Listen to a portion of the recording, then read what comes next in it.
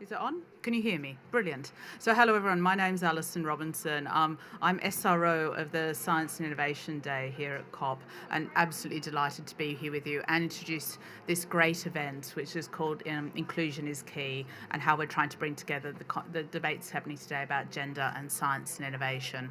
But I am by no means the star of the show, so I'll pass over to the lovely Tamsin Edwards to host the panel today, and just thank you all for joining us.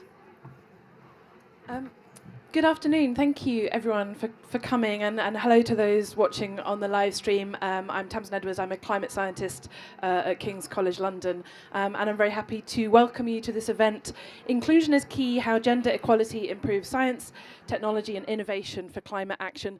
As we heard, addressing both the themes of today in one, science and innovation and gender. We're going to talk about how diversity benefits climate action and how gender-responsive solutions improve science and innovation, and celebrate some brilliant women working in science and innovation today. We have 4 extraordinary women I'm going to introduce you to in a moment. But to start us off, I'd like to invite Jo Churchill MP, the Minister for Agri-Innovation and Climate Adaptation, to give us a keynote address to open the event.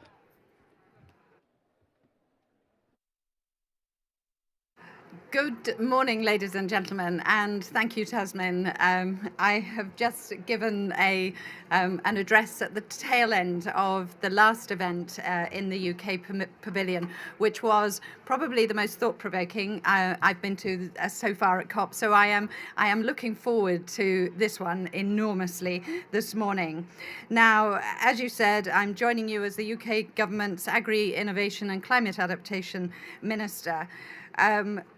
This government is extremely interested in supporting science in climate and nature goals, as long as alongside promoting health and food security.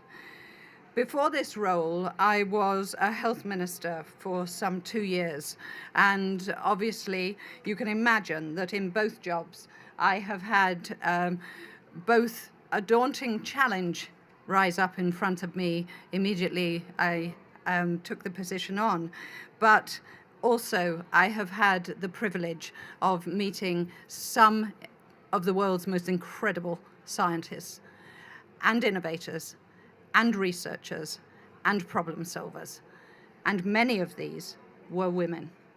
We make better decisions when we make them together. All the research indicates that women are instrumental in conflict zones in coming to better strategies and better solutions for people. The same is true in the world of science. Given the global context right now, I think we're all feeling the importance, and we are acutely aware of research and innovation in our daily lives, fighting the pandemic, but also understanding how we live with it in the future. Now, I'm grateful to men and women who, like Professor Sharon Peacock, who led the team who sequenced the genome of the virus, worked tirelessly to bring us some of the solutions, and the team that worked on life-saving vaccines, but also those men and largely women who took those big, bold decisions on the vaccine task force and so on. We can do it, but we bring different things to the table, and we need all our voices at that table. I'd like to dwell on that slightly, because just imagine if we had only half the world's brain power, or actually 49%, because women make up 51%, I think I'm right in saying. Now, if we didn't have that half, what would we have missed? How much longer would it have taken? Would we have succeeded in making the vaccines in the timescale that we did. We are better together, but we need to be equal. Our voices, and this came through in the last session on Indigenous people, the voices of women need to be heard and trusted and respected. So, to acknowledge the reality, we have a lot more to do for equality. Imagine if we did have equal access for all to all the opportunities to learn about science, equal numbers of women in science as role models to inspire young girls, equal numbers of women accessing education around the world, and later on, that technical education that helps them and their societies solve problems. Fundamentally, more scientists, more innovators, more researchers, more coders, more technicians working together. And just as we have seen them on the front lines battling the pandemic, so we must call them to this new challenge, arguably not so new, of climate change. It is our most significant battle. And arguably, that battle is one that we must approach with two different hats on, because we need to adapt, come what may. And I would argue that women involved in building our ships, our trains, our homes, getting them ready for that 1.5 lifestyle, our roads, our women sitting in those conversations as financiers, in all those important decision-making arenas, in politics, is what we need. But research and innovation sits at the core of much of this and at the core of climate action. We have to base our approach on evidence or we won't succeed. And that needs all the talents we can bring to bear, unleashing those innovators, entrepreneurs, and financiers. People are at the core of research and development, so there is nothing more important than how we attract, develop, retain new people, enough people, and new talent to keep us at the forefront of tackling climate action. I know women and girls are the agents of change. I've done my own bit with 4 daughters and a granddaughter soon to arrive in the world in the next week. However, academia, business, and other sectors must include women at all stages, from planning to delivery to leadership. Solutions must be viewed from a gender lens to make them gender responsive, forging innovation through gender equality. I don't want a special concession, but when I had those children, I needed an environment that slightly adapted to the needs I had to work and to be a mother and to give a contribution. I think in this space, most of my life, we're not asking for something different. We're just asking for what is right. Now, as I say, we will hear about from the panel today how we can draw ideas from research through to innovation, ideas that we can all use, whether new business models, new technology to tackle climate change. The UK has made a specific commitment, research and culture strategy, to look at precarious early stages of research careers, how they can be put in place to support women in science to thrive. I truly welcome this event, recognizing the role that women in climate action are taking, have taken, and will take in the future, so we can get to the right solutions, how we can look at things together, but how we can focus a gender lens to help us tackle climate change better. I urge you to make practical, real-time actions and pledges to this important issue for our children's future, which we can't make alone, we make them together, and for our children's futures, because the little one I hope to welcome into the world in the next week, in 2050, will be 29 years of age. We need to have adapted the world to 1.5, but we need to know we're on the right trajectory to being safe, being secure, but most of all, being equal.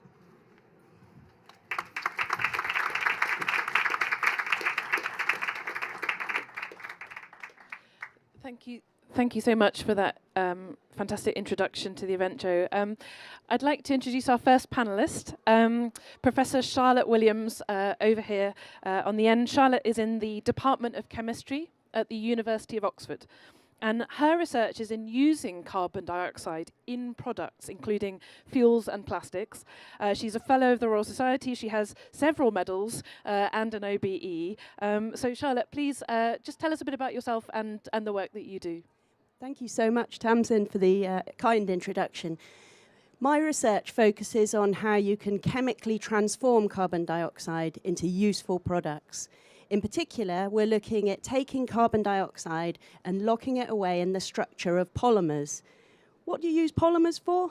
They're all around you. They're in things like insulation foam, the soles of your shoes, in the electrolytes in your battery, and in the composites that power the wind turbines.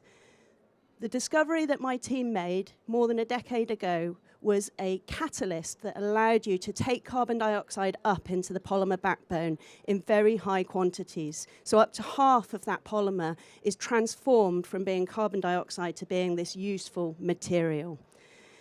We get lots of benefits through doing that in terms of reducing pollution, because for every molecule of carbon dioxide that ends up in the polymer, you save 2 more by not using petrochemicals. So I think that this is an interesting example of how to use carbon dioxide and turn it both into something valuable and something that has lower emissions associated with it. My research mission is to really understand the multitude of other opportunities for carbon dioxide chemistry.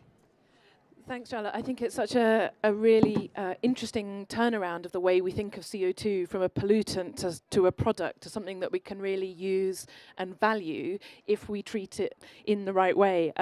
If you permit me the plug for the Radio 4 series that I'm involved with, 39 Ways to Save the Planet, we also talk about capturing CO2 in fertilizer, in aggregate, for concrete. There's a huge range of ideas out there. Perhaps I can quickly ask you how you got into that area. What interested you, or how long have you worked in that area? Oh, thank you. Yeah, I've worked in the field for about 20 years. And as I say, my team made that discovery a decade ago. We founded a company that's based in the northwest UK that's commercializing that technology. But for me, the heart of this is always about that very difficult to react molecule and how you figure out ways to transform it into useful products with lower greenhouse gas emissions. Brilliant, thank you so much. So now I'm delighted to introduce our second panellist here on my left, Dr. Sheila Ochuboju, who originally has a PhD in biochemistry and then did research into genetically modified viruses. Now, among many other things, she's the lead consultant as well as the founding member of the Network of African Women Environmentalists, NOE, and this year she was recognised in the list of Africa's most influential women. So, Sheila, if you can tell us a bit about yourself and the network, perhaps the Earth Science Cafes, which I think we'll talk about as well. Okay, thank you so much. This is a great panel. It's such a pleasure and privilege to be here because it has my passions of gender and my background of science and innovation, and encompasses a lot of the work that we've been doing at NOE. So NOE, the Network of African Women Environmentalists, was founded, actually it's a very young network in terms of the network, but in terms of the work we've been doing as a collective, that goes back nearly a decade, but we never formed a proper network. So the founding members, there are 8 institutional members that come from FAO, UNEP, UNDP, Wangari Maathai Foundation, the Red Cross, UN Women. We are women who actually connected at an early age. The real founding member in terms of, she said, why don't we found a network, Dr. Masonda Mumba. She was at UNEP, and we had done our PhDs around the same time in the UK. So I was actually a research fellow in Oxford, and she was doing her PhD here on freshwater ecology in East Africa. And we, at that time, were talking about how can we take this home? How can we make something happen? And then 20 years later, we find ourselves in Nairobi. We find other like-minded sisters like Dr. Rose here, who we met in Nairobi. So Nairobi is a real hub for the UN and for many institutions. And another NAWE founding member who's in the audience, she represents the Red Cross, who came in and helped us a lot in the early stage, Thandi. So we had been learning a lot in our different silos about what works when you involve women, but we're not able to bring it together because of the siloed ways institutions work. So in the end, we said, let's find a network, and everything that we've learned, let's see. We know how to join the dots, where the pain points are, from getting from grassroots to policy to decision maker. We know the pain points, and we know who navigates that better, and we know out of all of us who does what better. So let's form a network and let's make it work, because we've been doing this a long time and we're tired of not seeing change. So in 2019, it was founded as a side event on the UN Environment Assembly in Nairobi, and we launched it. And we were rearing to go, had everything, and then a pandemic. And then we said, well, you know, we'll just go online. And like everybody else, we hadn't really done that before, so we learned. So we founded a platform called the Earth Science Cafes, and crafted a number of conversations, so it's all online. And we had extraordinary conversations around Africa Climate Week, and we brought together young people, we brought non-state actors. So we have the Nabagerika, the Queen of Buganda in Uganda. And so we did a lot of work around that, and then we went to Accra.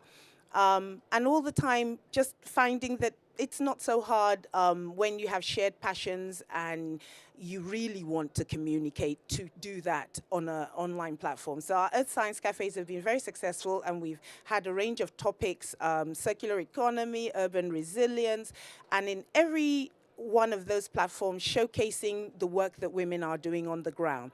And basically saying, it is happening. You may not have seen it, but it's happening, and here is where the support is. So we're trying to be a super connector of networks on the ground and amplifying them, showing them to the world, but then critically looking at policy, investments, and capacity building, PIC. Those are the three things that we want to, in our agenda for action, push going forward. Thank you.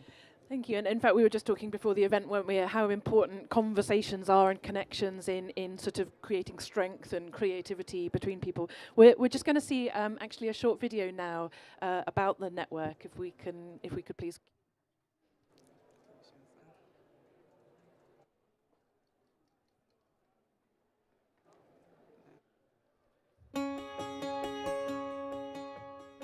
The Network of African Women Environmentalists is a network of networks, working through a complex matrix, connecting environmental advocates working at different levels, sectors, and countries.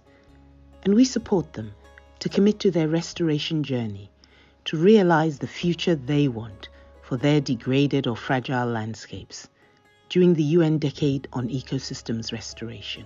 NAWE was co-created by a group of African women who are recognized amongst the most influential women in Africa. We've grown by creating listening platforms such as the Earth Science Cafes to connect locally led, community-driven environment actions to powerful multilateral agencies.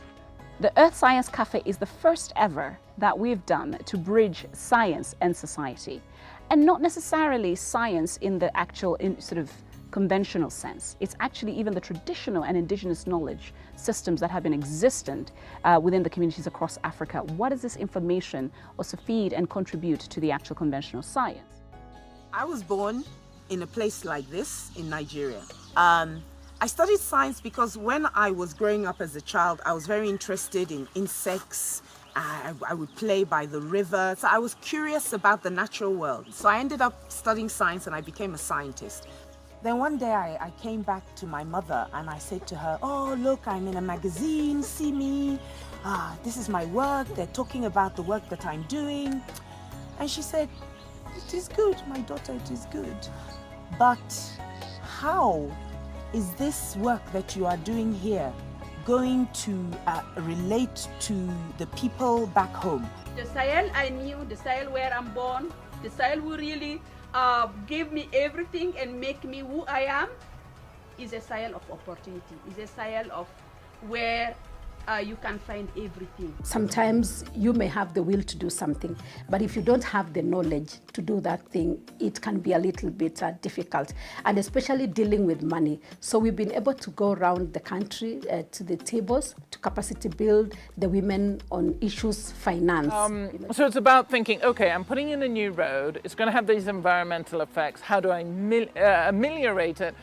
It's not just the road, it's looking at the city as this living hydrological thing that will change.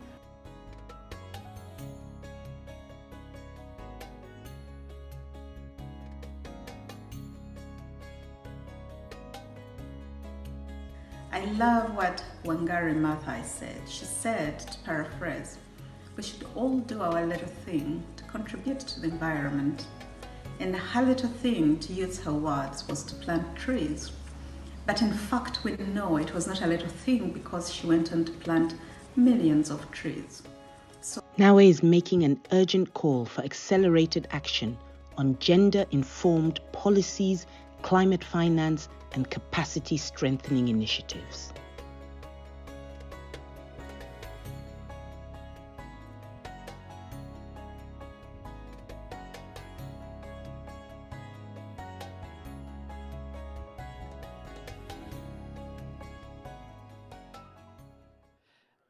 Thanks for that really nice video.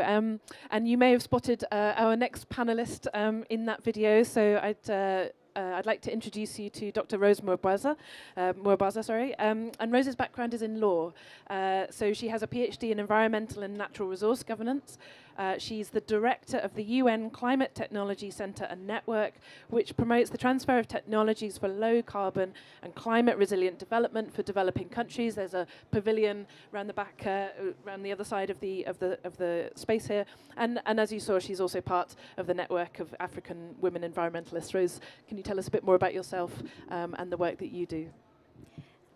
Thank you very much. I really must start by saying this is a real privilege for us to be afforded this platform by the UK government. Now, for the work that I do running the UN Climate Technology Centre and Network, as you would know, this centre was set up to support the implementation of Article 10 of the Paris Agreement, support access to climate technologies by developing countries. We've been in existence since 2014. In that period, we've managed to serve 107 countries and facilitated the transfer of over 360 climate technologies. And they range from anything from agriculture to energy, food systems, cooling, anything that you can think of that developing countries are talking about. And we are a global entity. We have regional offices in Africa that are based in UNEP in Nairobi, in Mexico and Panama for the Latin American region, and Bangkok in the UN city in Bangkok. And we are based in Copenhagen. We are hosted by the UN, by the Danish government. This work is important to us for two reasons. When people think of technology, if you've participated in the negotiations anytime around here, the discussions often tend to happen as if technology happens in a vacuum. Ultimately, we are looking for technologies to make our food systems resilient, especially with what COVID has showed us, for example, how a breakdown in the distribution value chains has affected access to food across the globe. And this has been compounded by climate change. So for the first time, I'll use Africa, even though I lead a global entity, I'm an African. For the first time in 25 years, Africa is going into a real reset with millions of people going to suffer the kind of food shortages, not to be alarmist, these are figures from the World Bank, that we saw in the 80s. What is also really, though, interesting is that we are far much better than we were 25 years ago in terms of technologies, and the ability for us to do something to make a difference is really what drives my passion. But what we can do that would really make a difference will depend on who we work with and who we target in the most vulnerable. In every community in the over 100 countries that we have projects that I work in, you will not achieve the level of resilience and transformational change that allows communities to adapt without involving women. In whether I'm sitting in Bolivia or Laos or, I don't know, Niger, the most poorest of the countries in the world, if you do not work with women at community level, and you do not really require any level of literacy to achieve the level of transformational change that technology can deliver. That takes me to my last comment. So you would think, she's a lawyer, what is she doing working with scientists? And I think that has also been a challenge. There's this huge gap between the scientists, the innovators, the inventors, and how we can scale up that technology, integrate it in real policies that are applicable to people. And I think I'm a good integrator because I bridge what we call the science policy divide. So for every technological solution, I can tell you where the need is. What kind of policies do we need and regulatory frameworks? What kind of incentives do we need? How do we target them? And so I think it creates a good balance when I work, especially with my sister scientists. So if it's carbon capture or the genetic engineering work that people like Sheila do, that is something I can do because technology is an enabler.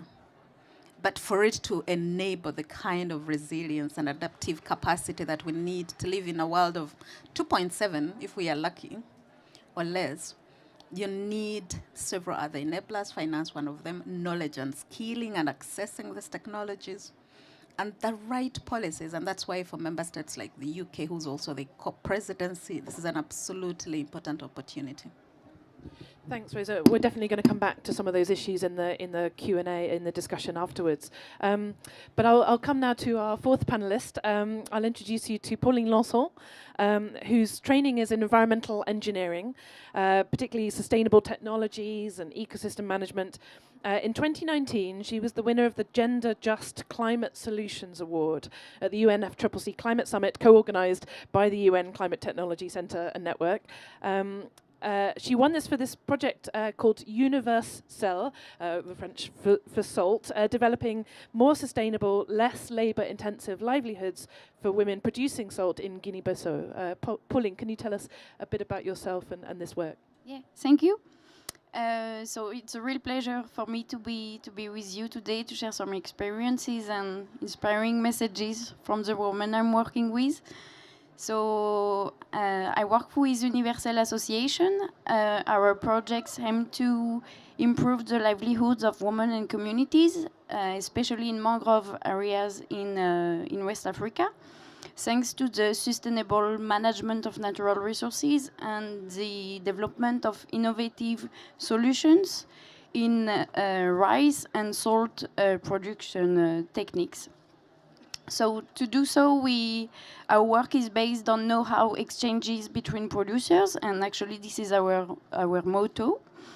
So the expertise is predicated on French salt producers' ancestral knowledge, which are shared with and adapted by the salt and the rice producers in the countries we are working in, like in Guinea-Bissau. And so through collaborative approaches, we really want to create sustainable production techniques which are based on needs and based on traditional knowledge. This is really important to us.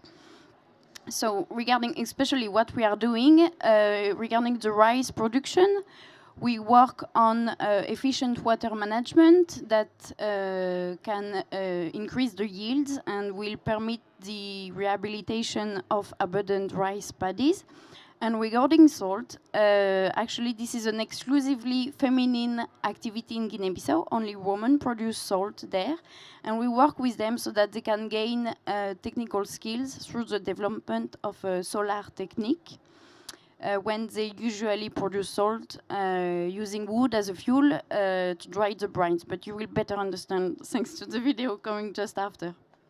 Great, thanks Pauline. Yes, we have a really nice video showing this work that we can just show now. Thank you.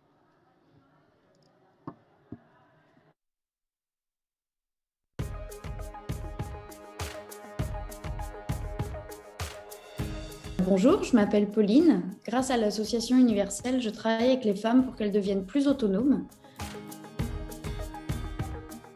La technique traditionnelle consiste à ramasser de la terre salée, de la terre qui est très chargée en sel, que les femmes vont ensuite filtrer avec de l'eau des bras des mangroves. Cela va produire de la saumure que les femmes vont ensuite faire bouillir sur un feu de bois.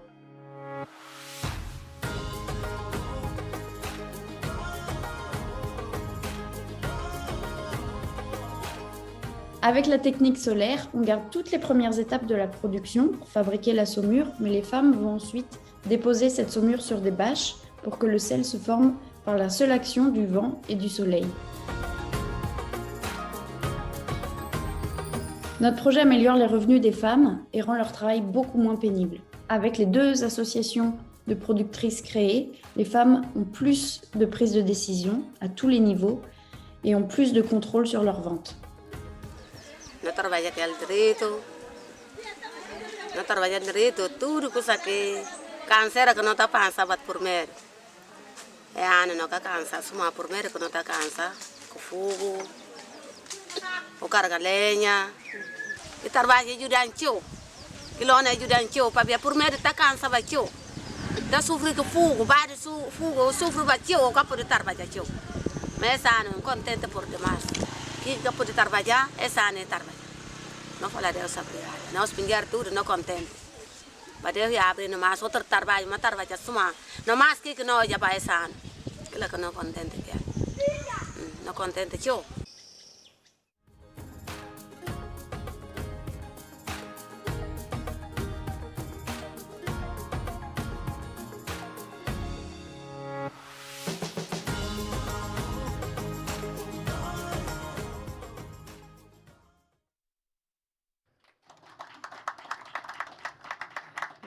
Thanks for that, Pauline, and really showing, really illustrating well that idea of co-benefits, something that benefits both environment and women's lives. So we're going to have a bit of a discussion now across some of the themes kind of that we've already picked up on. I'd like to perhaps start with you, Sheila. Why does it matter to have women leading in tackling climate change? It matters for many reasons, but I'll just name perhaps 3. One, it matters because women have an inclusive way of looking at things, because we are very much integrators in the way that we live and we work. So often climate action is approached from just one silo way, but now we see, especially now with the pandemic, we see that you're looking at health, you're looking at all the different sectors in science. They all come together. So it's important that women are involved because we have a much more holistic way of looking at things. It's also important because women are involved in different tiers of, so when they're decision makers, they're also going back to the household to take care of the family. So they're able to understand where actually the transformation is, not just in numbers. They actually understand where the transformation is in how we can live our lives at different levels and better. Yeah.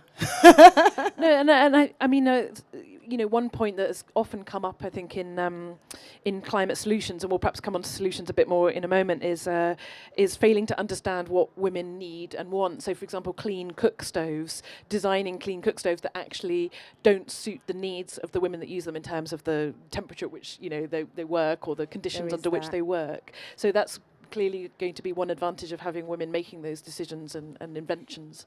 That's really important, actually. And one of the groups that we are working with in Nairobi, they talked about this. These cook stoves, the temperature isn't right for the kinds of pots which they have. So in the end, it does not serve its purpose. But the idea is wonderful. I mean, the idea that we're not just because of deforestation, but also because of the way it brings dignity to the way women live their lives. When you look at the traditional kitchen where wood is burnt and the traditional way, they're black, they're dirty, it causes a lot of respiratory diseases. And so from the organizations that we've been working with in Kenya, and we did a survey from the women about, and they're using not clean cook stove, but they're using biogas technologies. And so we did a survey about the feedback of how this has changed their lives. And the things that came back were, number one, the dignity. They were like, well, now my hands are not always dirty. And also the kitchen, my children can come into the kitchen, my husband can come into the kitchen, and I can even send my child to go make a cup of coffee, a cup of tea, and so the freedom, it changes how our whole household works now. So the feedback was much more about how it changed the way they lived, the dignity it brought. And so yes, the benefits which, in terms of reducing deforestation and all of those are there, but we also need to measure the qualitative changes in the way that we live and how now it transforms our everyday lives. And it also shows the importance of data and information. I mean, I particularly picked up that story from, you may know Caroline Criado Perez's brilliant book, Invisible Women, which is all about the lack of data, the gender data gap, basically. And also something that I found amazing is thinking about women leadership in climate policies. There was a 2019 study that found greater female representation in national parliaments tends to lead to more stringent climate policies and lower carbon emissions. Carbon Brief, the website that has a lot of educational and news articles on climate change, just showed a graph of female representation at COPs. In COP1, named party delegates were 12% women.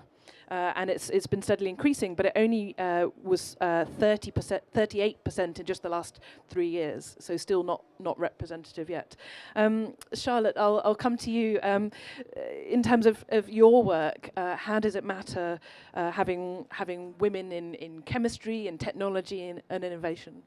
Yeah, thanks for the question. So I should begin by making you aware that chemistry as a subject does not have so many women in senior leadership roles. So professors are about 9% women, and the remainder, of course, men. So we have a long way to go because we're missing so many really good ideas, so many really good leaders and strategists to bring about the type of innovation that we need. But I wanted to comment personally also, if I could, that it's really important to have women forge the way in these types of problems, in problems like solutions and new technologies that might help us mitigate climate change. And it's important for a number of reasons. It's important as a role model to ensure that those coming after you see that it is possible. But it's important to make sure that our voices are really heard in proposing alternatives to the groupthink in those types of solutions. And finally, I wanted to comment really personally about the founding of Iconic Technologies, which I did in 2011. And when I did that, I was determined that it would have a very different composition as a chemical company compared to the average, even if a very small one. And so we have a female CEO, a 66% female board, and black and ethnic minority representation on the board. And those are really important things for me in delivering my science, in making sure that we do the best science that we're capable of and try and really solve these very difficult but important problems, but we do so in an inclusive way and a way that brings lots of other voices to the table that aren't conventionally heard in my subject area.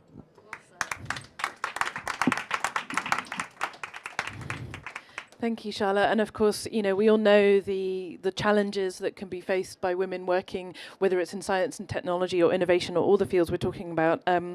Just sort of a couple more figures. In a 2014 study of over 600 field scientists, so scientists that go out doing field work, perhaps in different countries, in different environments, 26% of women had experienced sexual assault and 70% sexual harassment in the field, compared with 6% and 40% of men, respectively. So a huge challenge where women in leadership roles, where a different culture of working can really be transformative in enabling women to stay in science and technology and innovation, exactly. Thank you.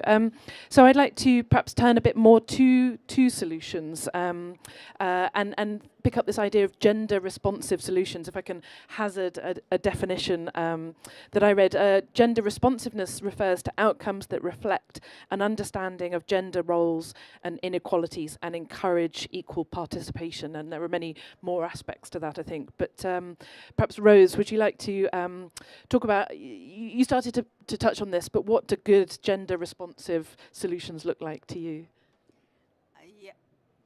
Thank you. I think across the board, in spite of the tremendous progress we've made, as you've noticed, even within the science policy interface, women trying to bring science to policy, like myself, there's still very few of us. I sit in the technology negotiations. I negotiate with private sector companies to enable us to access these technologies so we can transfer them to women, and there are very few women. But to the point you're making in terms of where the action is. Yesterday, I attended one of what I tell people is my favorite events that we run as the UN Climate Technology Center, the Gender Just Climate Solutions, where we spend a whole year canvassing the world through our large networks, including the network of African women environmentalists. Who are these women doing transformational work, whether it's a technological innovation, improved solar panels, or an indigenous technology, or women like Pauline, who, when we talk about technology transfer, it's not just the high-level technology transfers. She's French.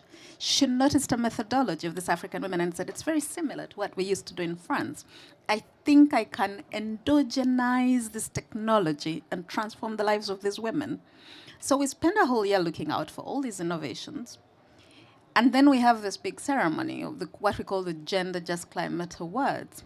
And it's truly amazing the kind of things that are happening on the ground to transform our lives. And so even as I work with the big companies, with member states on carbon capture and sequestration technologies or green hydrogen, I know as a woman, the lives of real women are being touched by the work of women like this, and it must be brought to the fore. We've always said we are not always the helpless victims. As women, whether in a developed country like the UK or a developing country like the one I come from in Uganda, we are powerful decision makers. We determine how innovation happens. I determine the food my children eat. You're talking about children, the equipment we buy, the car we drive, so we can really drive climate-sensitive innovations. And this is a powerful voice that we can have. If you look within the SDG, the conversation on sustainable consumption and productions, how we eat our food and impact our whole value chain, say, on food systems. So there's a whole lot of things that we can do. As you can tell, I'm passionate about this. I could talk forever, but I'll stop for now. Thank you. And I think it's what I really enjoy about this panel and what we're talking about is that I think very often the conversation on gender and climate is around the gendered impacts of climate change, which are very, very important in terms of women having less control over food resources globally, being more vulnerable in many ways under, for example, extreme weather events. But here it's about mitigation of emissions, of reducing air pollution and deforestation, but also about empowering women in their livelihoods. I mean, Pauline, perhaps you can talk a bit about I don't know how it was for you for working with these women, what it brought to them to do this work, expand on that, or perhaps what areas you think you might even go into next with this kind of idea. Yeah, because, well, I talked to you about the technical aspect we are going through, but there is also organizational skills, that we are working on. So we really work with those women so that they can gain skills and power. And so part of the technical support that we are developing with them, we also provide financial management, sales, and we go in the structuring of their of women producers groups into more organized cooperatives or associations, so that they can gain in autonomy and have real recognition in the local economy, and have full and equal participation in decision-making processes and in their community and in their village. So for us, in our project, I think there are three main aspects that make good gender-responsive solutions. The solution is gender-aware in its design, first. It's gender-responsive because it contributes to the control of women and their leadership, and it's gender-transformative because it contributes to equal societies, and it ensures the long-term transition to local low-carbon economies. So. Thank you, and again, that really highlights the kind of holistic view I think that all of you are demonstrating in your work and talking about. We've got time now for some questions. If anyone would like to ask either a specific panelist or perhaps to everyone, please do put your hand up and ask some more. Yeah, I think at the front here. I think shout, and I can always repeat it perhaps for the live stream as well. Okay.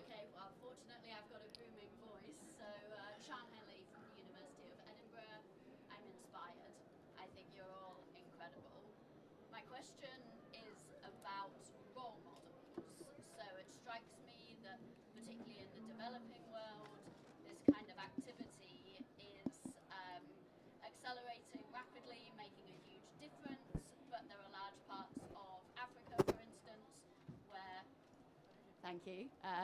Is that turned on? Yep.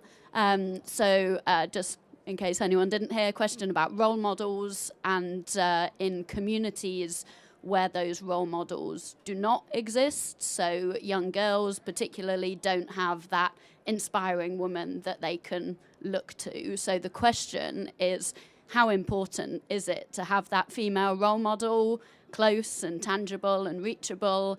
And what can we do for those girls who don't have that role model? Yeah, Rose, please.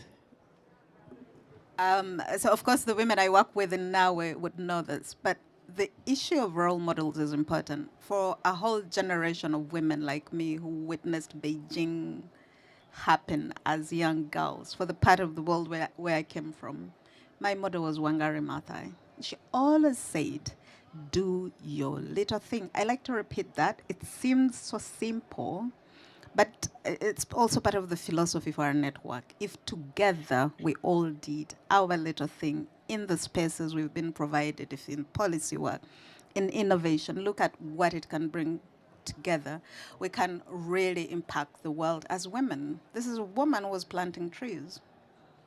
And she planted trees all over the world. So I truly believe in the power of role models, women who have impacted the lives of women like us. This is why I do what I do. It's because of Wangari Maathai and her daughter Wanjira Maathai, who is a UK COP presidency champion. President of the Wangari Maathai Foundation, is a network member, and we are working to memorialize one of the biggest water towers in Africa, in Kenya, that she saved, the Karura forest. So to the point you're making, it's absolutely critical.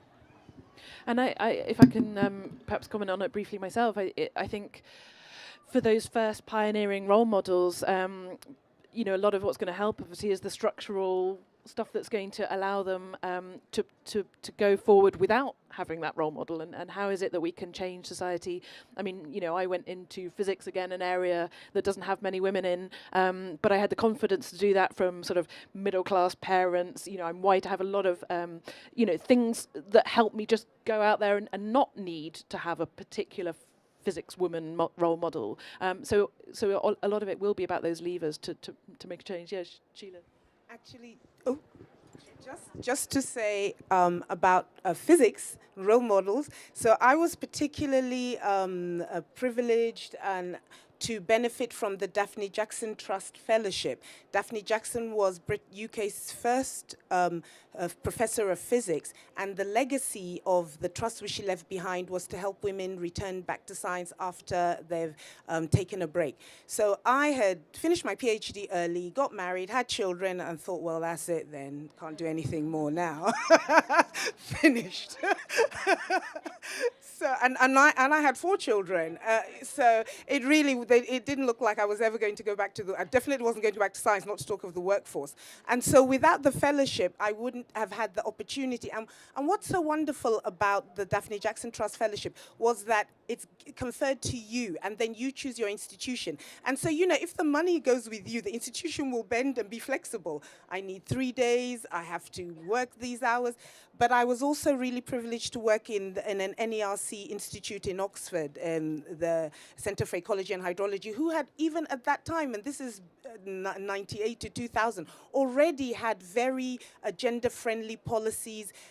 And not just to say that women could take time off and all that. They were like, no, if we do that, then it looks like the women are always checking out and the men are always in the lab. No, everybody goes home. That was what they said. So you don't look like you're working harder just because you don't have to go home. And so little things like that change the perception even within the institute that I was in. So even though I never met her, she was a role model for me, and she left a legacy. The thing is to be a role model that leaves a legacy. And so that's what I wanted to say. Again, coming back to that work culture question. Yeah, at the back, please. Thank you very much. My name is Siata Scott Johnson. I'm from Liberia, West Africa, and I'm from the Female Journalists Association of Liberia. We have this small grant that we're trying to create awareness as journalists on climate change and everything. And I like when you mentioned the issue of transforming the kitchen.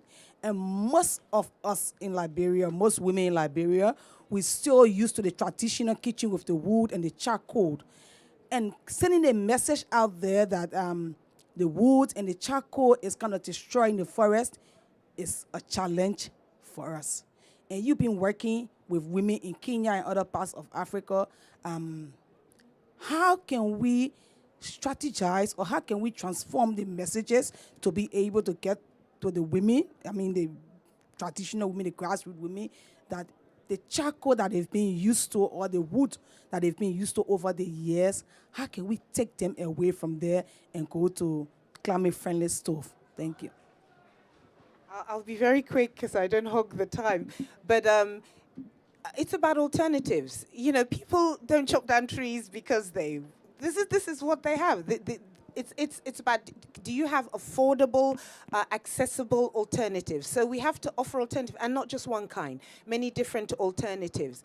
And then also, you offer the alternative, number one, but then you help create what was part of our drive, which worked in Karura Forest, create people's forests. So you say, okay, now you're not chopping down wood, but you are part of the future of making sure that others also understand that there are alternatives and keeping this going. So in Karura Forest, why Karura Forest is a role model for an urban forest is because they worked with the communities around who were chopping down the trees and gave them alternative livelihoods and helped especially the women to form associations, and so they work and they get paid to come and take care of the forest.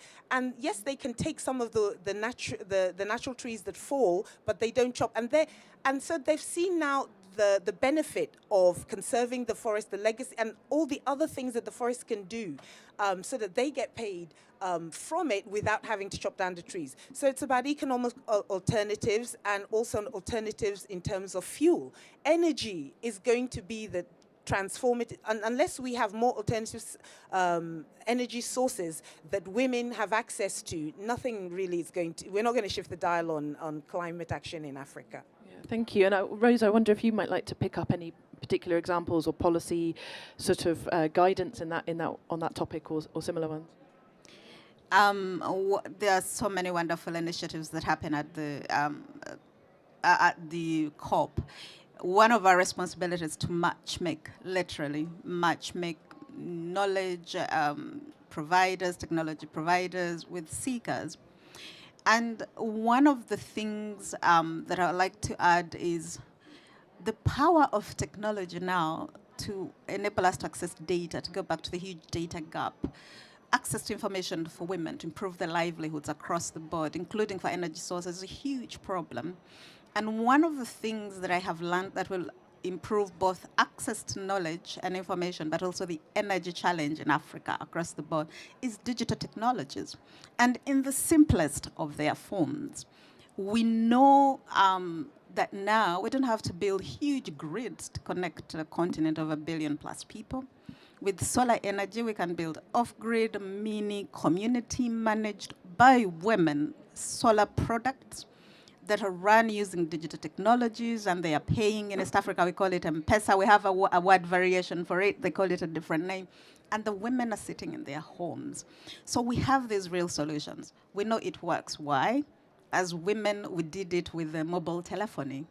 Without a single level of education, my mother will sit in her house, buy her vegetables and sell them. We call them mama mbogas. And then she will send a text message to her pharmacy, use that money to buy the drugs for herself. And she will pay for her water and solar-generated power. That simple ecosystem of digital technologies can transform women's lives. It can bring energy to Africa, stem the tide of destruction of nature, because as Sheila said, we are African women who have had the privilege to learn from and be, where we are. We don't take it for granted. This is what my mother dreamed and more. This is what she hoped I would be and more. But as Sheila said, what is the legacy?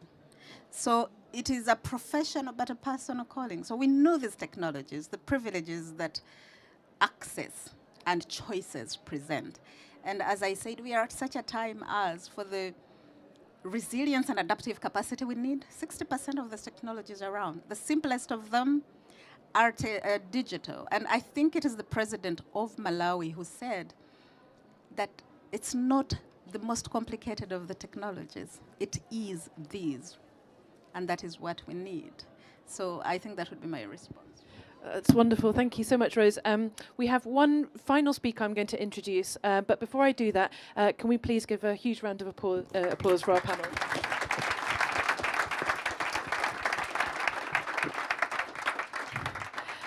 So just to close the event, I'd just like to invite now Dr. Angela Neuf, Chief Research and Development Officer at Reckitt, who is the sponsor of this event, to say a few words. Thanks, Angela. Wow. Thank you.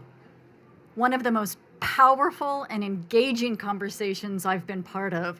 My sincere appreciation for everything you do, inventing, innovating. The women that you are seeing in front of you today are our future, and they are also our present. There's no doubt about it. Inventing new ways, entrepreneurs, building connections and ecosystems and communities, and building it all for us, for our planet, for our children of today, for our children of tomorrow. Today is a very important discussion at COP26. The idea around science, technology, innovation, gender equality must be met with great energy, great ambition, and great capability. As we turn to these critical conversations that are taking place, we also have to ensure that they drive action. We all recognize that the climate challenge is disproportionately affecting women and children. We've seen it through the pandemic. Women are leaving the workforce at magnitudes are setting us back decades. Thank you for the women sitting in this room today to have that commitment, that drive, that perseverance and determination to make sure that we're going to work harder to deliver our collective future, men and women together. The challenge in front of us, I think, is really twofold. How we bring more women into our profession it actually starts really early in their lives, in our lives.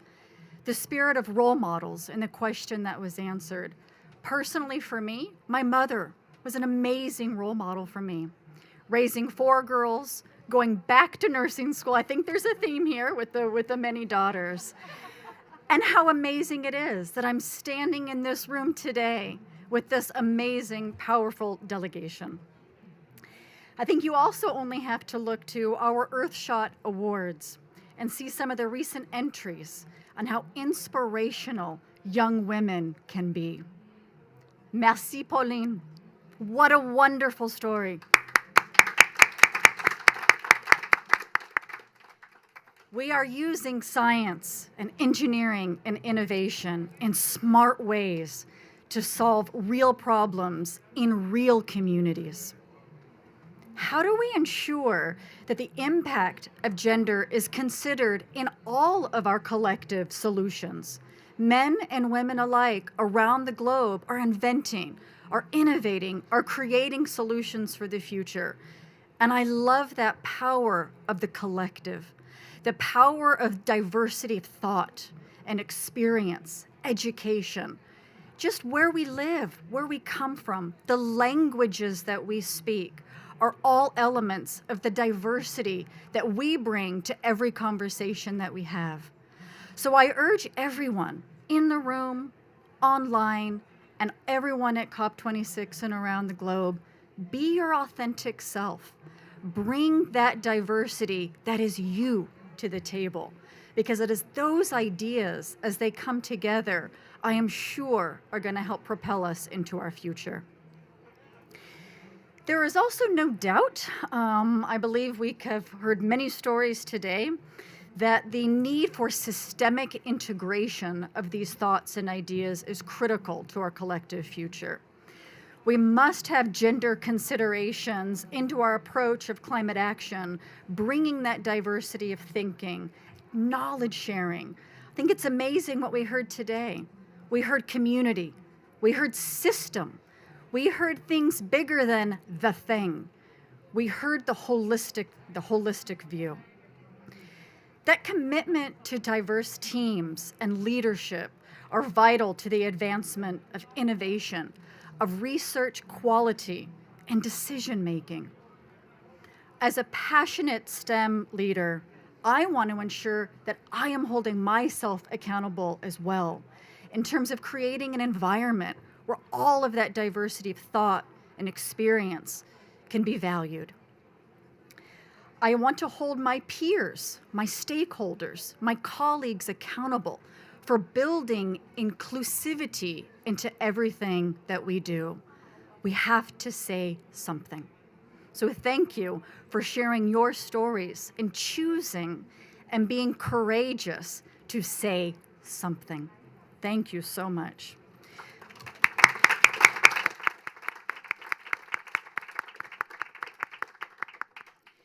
We also know that there should not be any systemic disadvantage in education, social, and economic impact for our young girls. We own the solutions, and we do need to role model the right changes. All of us need to role model the right changes. Women and men have an equal role to play to ensure that we are advancing the educations, the opportunities for all of our children, and especially young girls, through the disadvantages that we know historically they have had. So we all sit here today with the power to make this change. We believe it, right? Yes, we must believe it. To take some of those simple steps, I think we heard today from Rose, and some of those really big, bold, and transformational steps. I'm sure that we can bring better inclusion of gender into our everyday. Women and girls are smart, and they're innovative, and they are hungry to learn, and we owe it to them to make the change to empower them for their future success. It is our future together. Thank you so much.